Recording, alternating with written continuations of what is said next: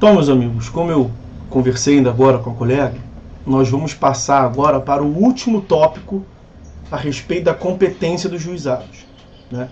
E vamos tratar da competência territorial. Os senhores devem se lembrar que quando a gente estudou competência no CPC, na Teoria Geral do Processo, que tem o CPC como diploma base. Claro, o CPC é interpretado de acordo com a Constituição Federal. Nós vimos lá, a partir do artigo 42, as regras sobre competência, os critérios que orientam a competência. Quais são os critérios que orientam a competência no processo civil como um todo? Matéria, pessoa, função, valor da causa e território. Matéria, pessoa, função, valor da causa e território. Aqui no sistema dos juizados especiais, nós vamos ter algumas regras especiais, que não é de espantar a ninguém. No juizado especial da Fazenda Pública e no juizado especial federal, essa discussão costuma não ocorrer porque não tem tantos deles instaurados, né? Quando se instaura o juizado especial federal, instaura uma unidade judiciária. Só tem um juizado especial federal em Friburgo, um aí no Rio de Janeiro, né? Então você demanda ali naquele juizado especial federal. No juizado especial no juizado especial civil, a lógica é diferente, tem vários deles instaurados. Você vai propor no juizado, ok, mas em qual juizado você vai propor? Ah, vou propor no juizado de Madureira, vou propor no juizado do Meier, vou propor no juizado do Fórum Central. Essa é uma análise territorial. Sobre a competência territorial lá do CPC, eu lembro os senhores o que prevê o artigo 46, 47 e seguintes. A regra é o foro de domicílio do réu. Nas demandas reais imobiliárias, a regra é o foro de situação da coisa. Então, tirando as ações reais imobiliárias, quando a competência é o foro de situação da coisa, o foro de competência será do domicílio do réu. Isso lá no CPC, regra geral. No juizado especial, a disciplina dessa temática da competência territorial se encontra no artigo 4º da Lei do JEC. Deixa eu consertar aqui. Artigo 4º da Lei do JEC. Lei 9.099 de 95. É competente para as causas previstas nesta lei o juizado do foro. Foro, meus amigos, nos remete à competência territorial, né? Nós já destacamos em outras passagens que foro não se confunde com fórum, né? Foro é uma questão de competência territorial associada à circunscrição territorial, comarca. Fórum, por sua vez, fórum é o edifício que você está propondo, né? Então, o juizado do foro, inciso 1º, foro do domicílio do réu, ou, a lei deixa claro, a critério do autor, o foro do local onde aquele, o réu, exerça atividade profissional ou econômica, ou mantenha estabelecimento, filial, agência, sucursal ou escritório, onde o réu foi encontrado. É o domicílio, é onde o réu mora, domicílio, ou aonde ele exerce atividade profissional lato sensu. O local onde ele exerce atividade profissional, atividade econômica, mantém estabelecimento, filial, agência. Quem mantém estabelecimento, filial, agência, sucursal ou escritório é pessoa jurídica. Quem exerce atividade profissional é pessoa natural, pessoa física. Então são denominações distintas para referir a mesma hipótese, onde o demandado é encontrado trabalhando, lato sensu, tá? Então veja que a regra aqui do inciso 1º, ela amplia a regra geral do CPC. Amplia, lá é o domicílio do réu. Aqui continua sendo domicílio do réu, mas não para por aí. Domicílio do réu ou a critério do autor. Então o autor escolhe livremente aonde o réu exerce, onde o réu trabalha. Onde o réu mora, onde o réu trabalha. E esse inciso 1º, Nós vamos ver que tem outros incisos, tem outros 2 incisos, mas eu quero já adiantar aqui o que consta do parágrafo único desse mesmo artigo 4º. Em qualquer hipótese, nós não vimos ainda o inciso 2º e 3º, mas quando a gente for analisar o inciso 2º, você saiba que aquele inciso 2º está ao lado do inciso 1º. O autor pode optar. Em qualquer hipótese, poderá a ação ser proposta no foro previsto no inciso 1º desse artigo. Então, se você tiver o inciso 2º, se você tiver o inciso 3º, você tem a opção ou o inciso 2º mais o que está no inciso 1º, inciso 3º mais o que está no inciso 1º, e o autor escolhe livremente. Ok? Então, o inciso 1º é a regra geral do CPC ampliada. É onde o réu tem domicílio e também é onde o réu exerce seu trabalho, lato sensu. Ok? E veja que ele não especificou o tipo de ação, né? Qualquer demanda. Inciso 2º do artigo 4º. É competente para as causas previstas na lei o juizado do foro do lugar onde a obrigação deva ser satisfeita. Então, é uma demanda que trata sobre a satisfação, o cumprimento, o implemento de uma obrigação. Aonde que é essa obrigação? Uma obrigação de fazer, você imagina. A obrigação de fazer o quê? É a obrigação de, sei lá, de pintar uma casa, pintar um muro. Inciso 2º. Você pode propor a demanda no foro onde deve ser pintado, onde deve ser cumprida a obrigação. E você também pode propor no domicílio do réu. Imagina que o réu tem um domicílio em outra localidade. Você pode optar em propor a demanda no foro de domicílio do réu, ou onde ele trabalha. Então você imagina que o escritório, onde você contratou o réu, sei lá, seja em Sulacap, e o muro é para ser pintado no Meier. Pode escolher tanto um quanto o outro. Tá? Inciso 2º prevê que é competente a localidade do lugar onde a obrigação deve ser satisfeita. Mas não se esqueça do parágrafo único. O parágrafo único que diz que no inciso 2º e no inciso 3º você acrescenta a hipótese do inciso 1º. Em qualquer caso pode ser proposta no domicílio do réu onde o réu trabalha. Então, é competente o foro do lugar onde a obrigação deve ser satisfeita, também o foro de domicílio do réu ou onde o réu trabalhe, lato sensu. É uma escolha do autor. Ok? E, por fim, inciso 3º, é competente o foro do domicílio do autor, que mudou, não é do réu, é do autor, ou no local do fato ou do ato, nas ações para reparação de dano de qualquer natureza. Então, as ações indenizatórias, seja dano material ou dano moral, a ação reparatória para te reparar um prejuízo, o prejuízo originou de algum ato ou algum fato. Pode ser no local onde o ato ou fato ocorreu, um acidente de trânsito, por exemplo. Você imagina um acidente de trânsito ocorrido na Penha, e o autor mora no Meier, e o réu mora em Jacarepaguá. Aonde pode ser proposta essa demanda? Inciso 3º, domicílio do autor. Eu falei Meier? Pode ser no Meier. Inciso 3º, aonde ocorreu o ato ou fato que gerou o dano. Eu falei Penha? Pode ser na Penha. Mas você sempre vai incluir o inciso 1º. Lembra do parágrafo único. Então, no inciso 3º, você também inclui a hipótese do inciso 1º. O que o inciso 1º diz? Domicílio do réu. Eu falei que o réu tem domicílio em Jacarepaguá, a demanda também pode ser proposta em Jacarepaguá. Então, nas ações de reparação de dano, pode ser onde ocorreu o dano, aonde o autor tem domicílio, aonde o réu tem domicílio. Quem é que vai definir, quer aqui, quer ali? O autor. Quem propõe a demanda é o autor. Lembra do artigo 319, inciso 1º do CPC? Quem é que indica na petição, quem é que indica o juízo competente?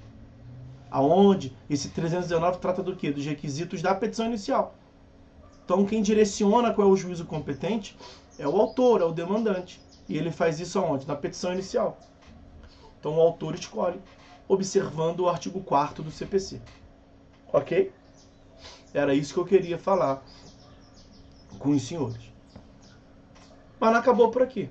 Eu falei que nós vamos tratar aliás, foi algo que a própria colega Andressa trouxe ali, que era tratar da distinção. Já vimos uma primeira distinção, né?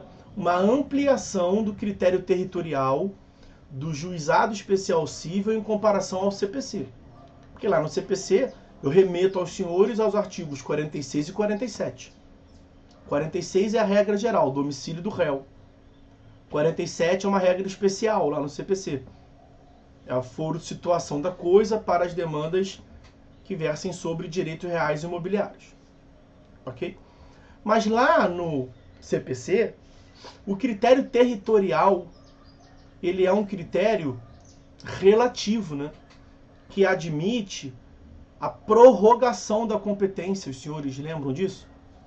É um critério fixado no interesse das partes. É como se fosse uma cortesia para o réu, já que quem foi a juízo foi o autor, que vá pelo menos no domicílio do réu. Mas se isso for inobservado, se o réu que tinha o interesse de alegar que estava no lugar errado nada a falar, opera lá no CPC o que nós falamos, o que nós vimos, prorrogação da competência. O réu tem até o momento da contestação, lá nos artigos 64 e 65, para alegar o vício da incompetência. Superado o momento da contestação, ocorre esse fenômeno da prorrogação da competência. Ok? E no juizado, como é que isso funciona? Nós vimos também no CPC, que é uma outra distinção, que o juiz não pode conhecer de ofício. Porque essa não é uma questão de ordem pública no CPC. Isso é uma questão de interesse privado da parte do réu. Ele que alega. Eu sempre dou o meu exemplo. Domicílio, Nova Friburgo. A ação deve ser proposta em Nova Friburgo. Mas eu passo a semana inteira. Agora, nesse período de exceção, não. Mas eu passo a semana inteira no Rio. Se o autor for a juiz e faz o professor Arthur no Rio, para mim é até melhor. Se vier em Friburgo, na verdade é pior para mim. O cara errou. O cara foi no Rio. Porque não tem a opção no CPC, como nós vimos aqui, onde exerce a profissão.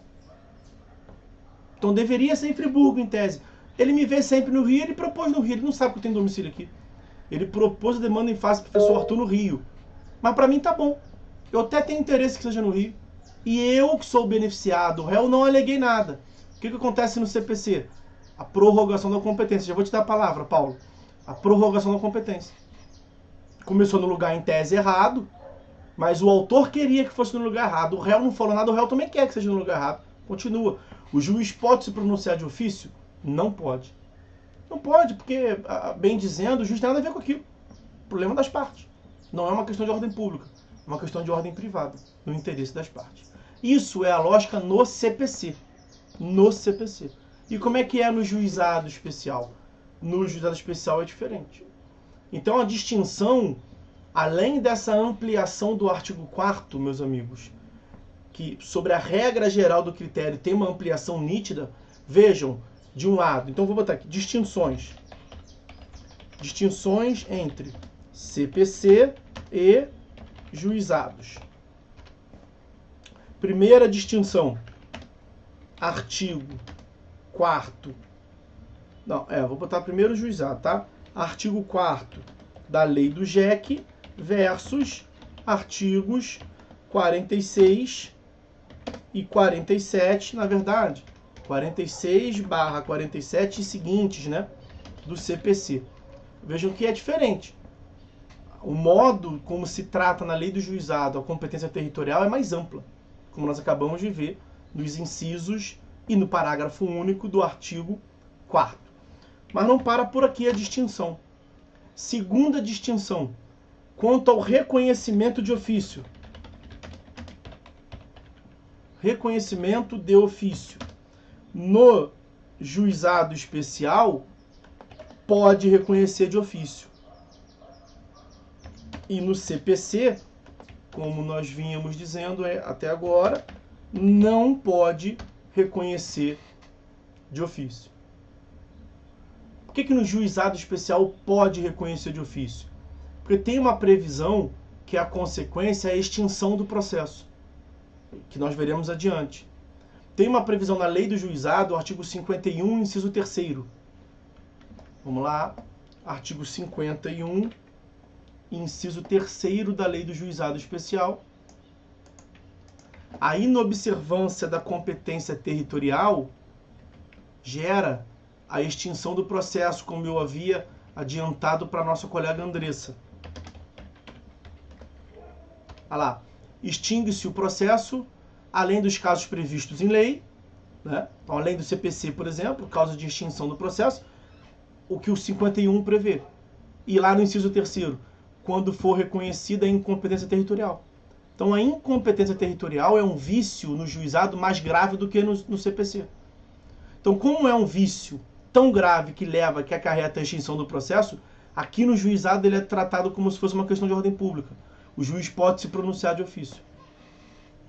Isso está afirmado no enunciado número 89 do juizado. Mentira. No enunciado número 89 do FONAGE. O que é o FONAGE? Fórum Nacional dos Juizados Especiais. Lembra que lá no CPC de vez em quando eu menciono o FPPC? Fórum Permanente de Processualistas Civis? Aqui no juizado tem um fórum também que ajuda a interpretar. Não tem eficácia, tem força de lei, não tem eficácia normativa, mas é uma fonte de argumentação forte, tá? FONAGE, Fórum Nacional dos Juizados Especiais. No enunciado 89, ele prevê justamente que o juiz pode conhecer de ofício. E qual é a lógica por trás dessa possibilidade do juiz reconhecer de ofício que a demanda não tem que ser proposta ali? Que foi inobservado o artigo 4º da lei do GEC. Porque isto acarreta o descumprimento à competência territorial, Júlia, estou repetindo, o descumprimento à competência territorial no sistema dos juizados acarreta, de acordo com o artigo 51, inciso 3º da lei do GEC, a extinção do processo. O que gera a extinção do processo? Vícios processuais graves. Então, no juizado especial, exatamente, no juizado especial, o descumprimento à competência territorial não é uma questão de interesse meramente privado. É um vício considerado pela lei como um vício processual grave. Sendo assim, o juiz pode reconhecer de ofício.